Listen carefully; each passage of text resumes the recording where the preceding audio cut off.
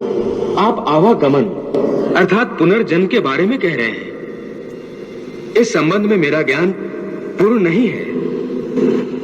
यदि आप पुनर्जन्म की व्याख्या करें तो कृपा होगी। पार्थ, इस सृष्टि के प्राणियों को मृत्यु के पश्चात अपने अपने कर्मों के अनुसार पहले तो उन्हें परलोक में जाकर कुछ समय बिताना होता है, जहां वो पिछले जन्मों में किए हुए पुण्य कर्मों अथवा पाप कर्मों का फल भोगते हैं।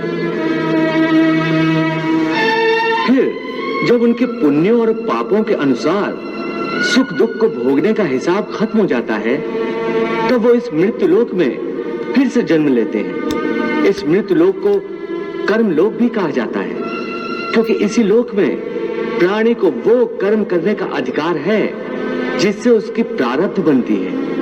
हे केशव, हमारी धरती को मृत्युलोक क्यों कहा जाता है? क्योंकि हे अर्जुन, केवल इसी धरती पर ही प्राणी जन्म और मृत्यु की पीड़ा सहते हैं। अर्थात दूसरे लोकों में प्राणी का जन्म अथवा मृत्यु नहीं होती?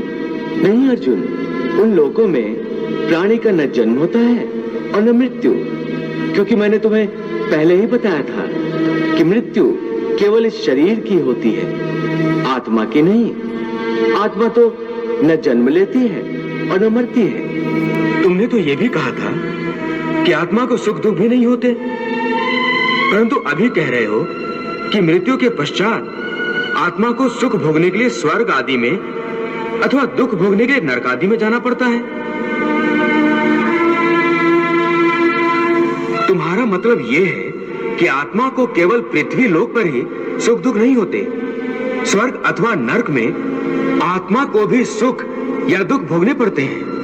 नहीं अर्जुन, आत्मा को कहीं किसी स्थान पर या किसी काल में भी सुख दुख छू नहीं सकते,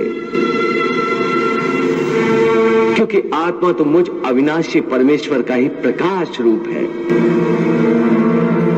हे अर्जुन, मैं माया के अधीन नहीं, बल्कि माया मेरे अधीन है, और सुख दुख तो माया की रचना है। इसलिए जब माया मुझे अपने घेरे में नहीं ले सकती, तो माया के रचे हुए सुख या दुख मुझे कैसे छू सकते हैं? सुख दुख तो केवल शरीर के भोग हैं, आत्मा के नहीं। हे केशव, लगता है कि तुम मुझे शब्दों के मायाजाल में भरमा रहे हो।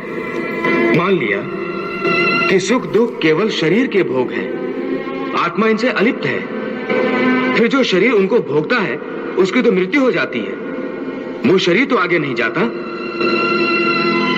फिर स्वर्ग अथवा नरक में सुख दुख को भोगने कौन जाता है? जीव आत्मा। जीव आत्मा? हाँ पार्थ, जीव आत्मा। ये जीव आत्मा क्या है केशव? देखो, जब किसी की मृत्यु होती है तो असल में ये जो बाहर का स्थूल शरीर है केवल यही मरता है। इस स्थूल शरीर के अंदर जो सूक्ष्म शरीर है वो नहीं मरता।